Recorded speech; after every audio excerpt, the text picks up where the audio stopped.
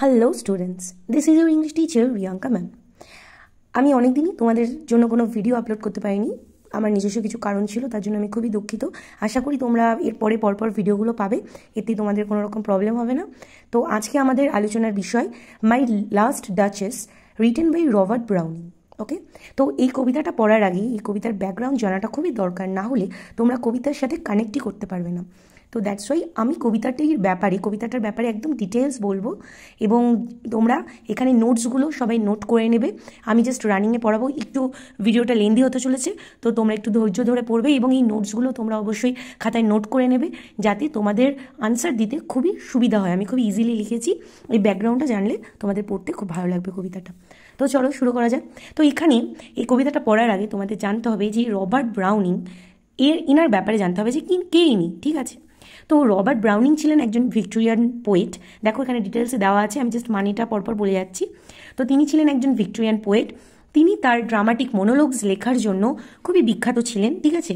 তিনি actually basically mood বা তিনি অ্যাবনর্মাল যে সাইকোলজি, ঠিক আছে, মানুষের যে বিকৃত মনোচিন্তা, এটার ব্যাপারে তিনি লেখা বেশি পছন্দ করতেন, ঠিক আছে? তিনি মনে করতেন যে মানুষ কখনো মানুষের যে প্রকৃতি না, সেটা কখনো পারফেক্ট হতে পারে না। তো তাদের মধ্যে একটি ইনপারফেকশন রয়েছে, ঠিক আছে? তো অসম্পূর্ণতা যাকে বলে ইনপারফেকশন। ওকে, তো তারপরে তিনি তাই তিনি তার বেশিরভাগই এফার্টটা তিনি মানুষের যে ইভিল নেচার, ঠিক আছে, সেটার উপর তিনি মনোনিবেশ করেছেন, যেটার ফলাফল আমরা এই কবিতার মধ্য থেকে পাবো। এবার কবিতাটার ব্যাপারে জানা যাক। তো আমি বললাম কি যে তিনি ড্রামাটিক মনোলগ লেখার জন্য তিনি ফেমাস হয়েছিলেন, একটু আগেই বললাম। তো ড্রামাটিক মনোলগ ব্যাপারটা কি? তো এই কবিতাটাও একটা ন্যারেটিভ পোয়েম এবং it's a dramatic monologue. So এবার ড্রামাটিক মনোলগ ব্যাপারটা কি? ড্রামাটিক মনোলগ হলো এমন একটা কবিতার একটা ধারা, যেখানে একজন স্পিকার যে ন্যারেটিভ ওয়েতে তার কথা বলেই চলবে সামনের একজন সাইলেন্ট লিসেনারের কাছে। লিসেনার সে চুপ করে তার কথাটা শুনবে, ঠিক আছে? এবং এখানে শুরুতে যে বলছে, যে ন্যারেট করছে কথাটা, সেই স্পিকারের আইডেন্টিটি সেখানে প্রকাশ্যে আসবে না, কবি সেটা বলবে না। পরে সে যখন ন্যারেট করতে করতে সে তার আইডেন্টিটির পরিচয় দেবে। সেরকম সেম আমরা লিসেনারেরও পরিচয় পাবো শেষের দিকে। তো এটা যেহেতু ক্রমশ প্রকাশ্য একটু ড্রামাটিক ওয়েতে ব্যাপারটা তোমাদের কাছে এক্সিকিউট করা হচ্ছে, দ্যাটস ওয়াই এটাকে বলা হচ্ছে ড্রামাটিক মনোলগ। বোঝাতে পেরেছি? এবার দেখো এখানে কি বলছে, this poem is based on a history of a aristocratic Italian family. তো এই যে পোয়েমটা, এটা একটা অ্যারিস্টোক্রেটিক ইটালিয়ান ফ্যামিলিকে তুলে ধরা হচ্ছে, সেখানে একটা ঐতিহাসিক একটা তথ্যকে এখানে তুলে ধরা হচ্ছে, সেটার ভিত্তিতে কবিতাটা লেখা। তো এখানে যে ডিউকের কথা বলা হচ্ছে তার নাম হলো আলফোনসো II। তিনি হলেন 5th ডিউক ফারারার, ঠিক আছে? তো টাইম পিরিয়ড এখানে দেখো উল্লেখ করা আছে 1533 to 97। তো 1558-তে তিনি বিয়ে করছেন লুক্রিজিয়া ডি মেডিসিকে। তিনি ছিলেন 14 বছরের একজন বাচ্চা মেয়ে। তো তাকে তিনি বিয়ে করেন, ঠিক আছে? এবং তাকে কিন্তু লাস্ট ডাচেস বলা হচ্ছে, যেটা এই কবিতাটির নাম, ঠিক আছে? এই লুক্রিজিয়া ডি মেডিসি মারা যাচ্ছে খুবই রহস্যজনকভাবে তার মৃত্যুটা হচ্ছে। তো 3 বছর তার বিয়ের 3 বছর পর তিনি সাসপিশিয়াসলি সন্দেহজনকভাবে তিনি মারা যাচ্ছে রহস্যজনকভাবে। তো পরবর্তীতেই এই রাজা আলফোনসো II এর বিবাহ প্রস্তাব আসছে অস্ট্রিয়ার প্রিন্সেস বারবারার জন্য। বারবারা কে ছিল? সে ছিল হলি রোমান এম্পারার ফার্দিনান্দ I এর পুত্রী, ঠিক আছে, ডটার। তো এবং এখানে তারই বিবাহ প্রস্তাব নিয়ে আসছে ফার্দিনান্দ I এর একজন মেসেঞ্জার, যার নাম ছিল নিকোলাস মাদ্রাস। ওকে, তো এখানে সাইলেন্ট লিসেনারকে এবং যে narrator, silent listener is Nikolaus Mardruz and the narrator is Alfonso II। Okay, 5th duke of Ferrara. একটু ক্লিয়ার হয়েছে সবার কাছে? এবার দেখো এই জিনিসগুলো কিন্তু তোমরা অবশ্যই নোট করবে। The poem has 56 line. এই পোয়েমের 56টা লাইন রয়েছে, হিরোইক কাপলেটসে লেখা, এবং এখানে পেন্টামিটার আমরা দেখতে পারবো প্রত্যেকটা লাইনে, ঠিক আছে? তো এই কবিতার রাইম স্কিম হলো, রাইমটা নোট করবে AABBCCDD। ওকে, এবার দেখবে তোমরা এই কবিতাটা শুরুতেই দেখবে ফারারা এই ওয়ার্ডটা মাঝখানে বোল্ড লেটারে রয়েছে।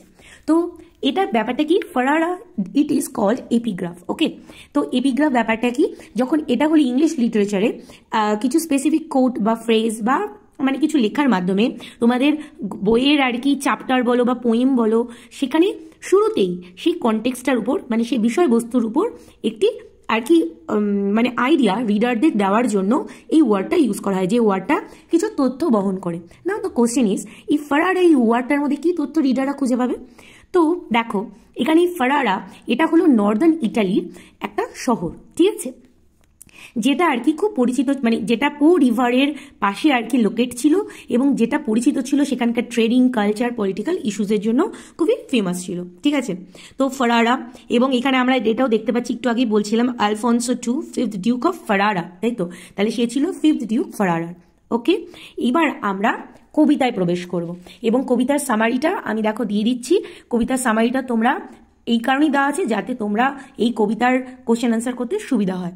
তো কবিতার সামারি, মোরাল, এটা নিয়ে আমি পরে একটা ডিটেলস ভিডিও বানিয়ে দেবো। আপাতত আমরা পোয়েমটা পড়ি, ঠিক আছে। My last Duchess, written by Robert Browning, 1812 to 1889। Ferrara, this bold letter is called epigraph, যেটা আমি আগেই হ্যান্ড নোটসে বুঝিয়েছি। That's my last duchess painted on the wall, এই হলো আমার শেষ রানী, যে আর কি দেয়ালে অঙ্কিত রয়েছে। Looking as if she were alive, দেখে মনে হচ্ছে না যে সে যেন জীবন্ত। I call that piece a wonder now, তো বলছে আমি এটাকে একটা আশ্চর্যের একটা অংশ মনে করি। Fra Pandolf's hands work busily a day and there she stands, বলছে ফ্রা প্যান্ডলসের মানে একদিনের কঠোর পরিশ্রম, মানে পুরো একটা দিন তিনি ব্যস্ত ছিলেন এই কাজে, এবং দেখো তিনি এই যে সে দাঁড়িয়ে আছে, মানে তার রানী। ফ্রা প্যান্ডলসের ব্যাপারে বলি, ফ্রা প্যান্ডলস হলো ফারারা সেই সময়কার একজন বিখ্যাত পেইন্টার, এবং তার নাম অ্যাকচুয়ালি প্যান্ডলস, এবং এখানে ফ্রা তাকে সম্মান করার জন্য, তাকে প্রেজিং ওয়ার্ড হিসাবে এখানে ফ্রা বলা হচ্ছে, সম্বোধন করার জন্য। ওকে, তো দেখো কি বলছে, will it please you sit and look at her, বলছে তুমি একটু বসবে এবং একটু দেখবে তার দিকে। আই সেইড, আমি বলছি। Fra Pandolf by design for never read strangers like you that pictured countenance, বলছি ফ্রা, আমি বলছি ফ্রা প্যান্ডলস কিন্তু ডিজাইন করেছে, মানে এঁকেছে তোমার মতো অতিথিরা, মানে স্ট্রেঞ্জার্স মানে অতিথি, বলছে তোমার মতো অতিথিরা কখনোই এই ছবির মুখবয়বের গভীরতা, মানে মুখবয়বের গুরুত্ব বুঝতে পারবে না। এখানে নেভার রিড বলতে রিড এখানে আন্ডারস্টুড। ওকে, তো বলছে the depth and the passion of its earnest glance, বলছে এর যে মুখের যে চমক বা লাজুকতা, এইটা এর গভীরতা বা এর প্যাশন কেউ বুঝতে পারবে না সহজে। But to myself they turned, এবং তাই না বুঝতে পেরে তারা আমার দিকে ঘুরে তাকাবে। Since none puts by the curtain I have drawn for you but I, বলছে আমি না দেখালে এই ছবির পর্দা সরিয়ে কেউ, মানে এটা কেউ সরাতে পারবে না, তাই কিন্তু আমি তোমার জন্য এই ছবির পর্দাটা সরালাম। মানে এর থেকে আমরা বুঝতে পারছি যে রানীর যে ছবিটা সেটা একটা পর্দা দিয়ে ঢাকা থাকে, যেটা রাজা ছাড়া কেউ খুলতে পারে না। Okay, and seemed as they would ask me if they durst, তো বলছি এবং তারা এটা দেখা মাত্রই জিজ্ঞাসা করে যদি তারা সাহস করতে পারে। তো durst is a archaic form of English, it's means dare. Okay, তো এখানে দেখো কি বলছি, এবার কী জিজ্ঞাসা করে, how such a glance came there, এখানে গ্লেন্সটাকে আমরা লাজুকতা বা মুখের আভা বা সৌন্দর্য সবই বলতে পারি। তো বলছে যে এই এখানে, মানে এখানে বলতে দেয়ার বলতে ওই ছবির ওই রানীর মুখে, তো বলছে যে এই রানীর মুখে এত সুন্দর আভা কী করে এলো। Not the first are you turn and ask thus, তাই তুমি প্রথম নও যে আর কি আমার দিকে ঘুরে এটা জিজ্ঞাসা করছো। তো এখানে কিন্তু দেখো, এখানে লিসেনার তো সাইলেন্ট, বাট ন্যারেটার কিন্তু বলেই চলেছে, এবং সে তার অ্যাক্টিভিটিগুলোকে সে তার নিজের মনের মতো করে কিন্তু ডিপিক্ট করছে, তাই না। তো দেখো কি বলছে, বলছে sir it was not her husbands presence only, বলছে স্যার এটা কিন্তু তার বর সেখানে উপস্থিত ছিল তাই জন্য নয়। Call that spot of joy into the duchess cheek, তো বলছে ডাচেসের মানে রানীর গালের যে রঙিন আভা, যেটা আর কি আনন্দের প্রকাশ করছে, সেটার কারণ পারহ্যাপস ফ্রা প্যান্ডলস চান্সড টু সে, ফ্রা প্যান্ডলস তাকে হয়তো সুযোগ বুঝে আর কি বলেছিল কখনো, her mantle laps over my lady's wrist too much. তো বলছি তার যে ম্যান্টেলটা, সেই ম্যান্টেল হলো কাইন্ড অফ ক্লথস যেটা আর কি তারা আভিজাত্য প্রকাশের জন্য রাজা রানীরা ইউজ করতো। রাজা রানীরা পিছনে সেই একটা শল টাইপের পরতো না, ওটাকে বলছে ম্যান্টেলস। তো কি বলছে যে তার ম্যান্টেলসটা হয়তো তার হাতটাকে একটু বেশিই ঢেকে ফেলেছিল, তাই সেটাকে সরাতে বলেছিল। এবং তখনকার দিনে মেয়েরা খুবই লাজুক টাইপের ছিল, তো যখন বলছে কাপড়টা সরানো, এটা তার কাছে খুবই একটু লজ্জাজনক, তাই জন্য সে লজ্জায় তার মুখটা রাঙা হয়ে গেছে, এটা বলতে চাইছে। Or paint must never hope to reproduce the faint or half flush that dies along her throat. তো বলছে অথবা এটাও হতে পারে যে তার রঙও যেন রানীর গায়ের রঙের কাছে ফিকে পড়ে যাচ্ছিল, ফেইন্ট হয়ে যাচ্ছিল, বিবর্ণ হয়ে যাচ্ছিল, যখন মানে যেখানে আর কি তার গলার কাছে এসে তার গায়ের বর্ণটা যেন মিলিয়ে যাচ্ছে, কারণ গলার পর থেকে কী হচ্ছে, পোশাকটা স্টার্ট হয়ে যাচ্ছে, সেই জন্য বলছে যে তার যে রং সেটাও যেন বিবর্ণ হয়ে যাচ্ছে রানীর গায়ের রঙের কাছে, যেটা আর কি গলার কাছে এসে মিশে যাচ্ছে তার।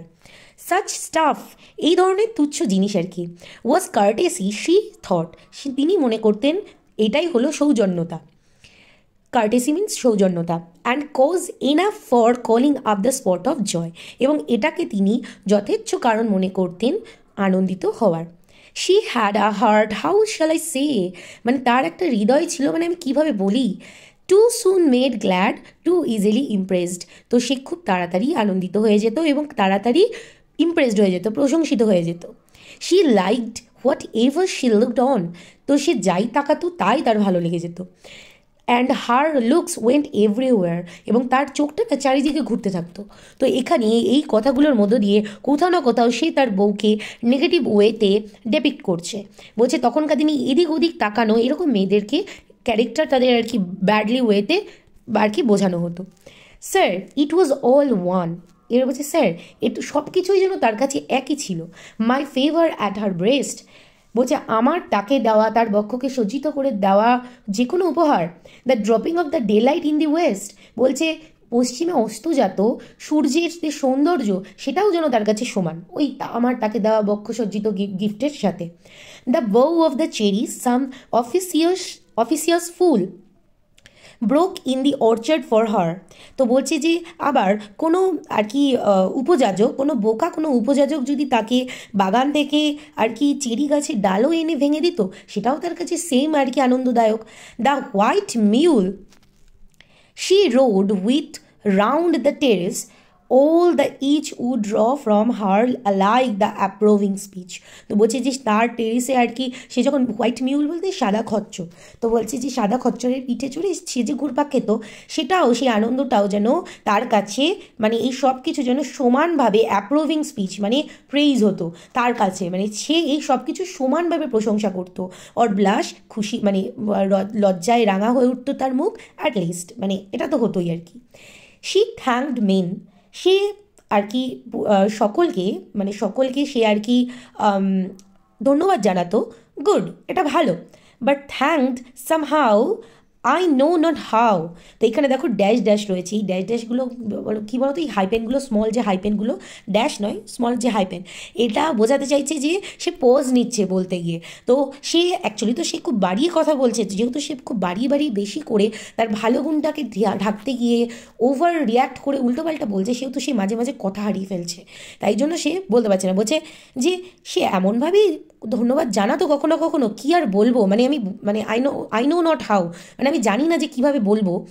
As if she ranked my gift of 900 years old name with anybody's gift, মনে হয় যেন সে আমার 900 বছর পুরনো নাম বা খ্যাতিযুক্ত উপহারের সাথে তার কাছে যেন যে কারোর দেওয়া উপহার সমান আর কি দামি। Who would stoop to blame this sort of trifling, তো বলছে কেই বা নত হবে এটা মানে এই সব জিনিসগুলো তাকে, এইসব জিনিসগুলো নিয়ে তাকে দোষারোপ করতে গিয়ে কেই বা তাকে বোঝাতে গিয়ে কেই বা তার কাছে নত হবে এই তুচ্ছ জিনিসের জন্য। ট্রিফলিং বলতে তুচ্ছ জিনিস, ব্লেম বলতে এখানে তাকে আর কি নালিশ করা বা তাকে বোঝানো এরকম সেন্সে বোঝাচ্ছে, আর স্টুপ বলতে নত হওয়া। Even had you skill in speech, যদি তোমার কাছে মানে ভালো বলার দক্ষতাও থাকে, হুইচ আই হ্যাভ নট। দেখো আমার কিন্তু সেটা নেই, এখানেও সে পজ নিচ্ছে, এখানেও সে ঘাবড়ে যাচ্ছে, বুঝতে পারছে না যে সে কীভাবে নিজেকে জাস্টিফাইড করবে। To make your will quite clear to such and one and say, যে তুমি নিজের মনের ইচ্ছাটা সামনের জনের কাছে বলবে, just this or that in your disgust me, যে তোমার এটা ওটা আমাকে বিরক্ত করছে। হিয়ার ইউ মিস, এখানে তুমি কোনো কিছু আর কি ফাঁক রেখে যাচ্ছ, ওর দিয়ার এক্সিড দ্য মার্ক, অথবা তুমি কোনো কিছু খুবই বাড়িয়ে মানে করে ফেলছো, খুব বেশি বাড়াবাড়ি করে ফেলছো এখানে। And if she let herself be lessoned so, মানে or not plainly set her wits to yours forsooth made excuse even then would be some stooping. তো কি বলছে, যদি সে নিজেকে আর কি বিরত রাখে এবং নিজে একটা অনুশীলনী নেয়, মানে নিজে এটা থেকে শিক্ষা নেয় এবং নিজেকে সব কিছু বদলে ফেলে সব কিছু, তাহলেও এটা কোথাও না কোথাও নত হয়ে যাওয়া, স্টুপিং, সাম স্টুপিং, মানে এটাও কোথাও না কোথাও নত হওয়া।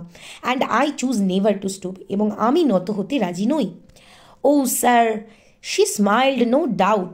ও স্যার, সে হাসতো, এতে কোনো সন্দেহ নেই। Whenever I passed her, যখনই আমি তার পাশ দিয়ে যেতাম আমাকে দেখে সে লজ্জায় হাসতো।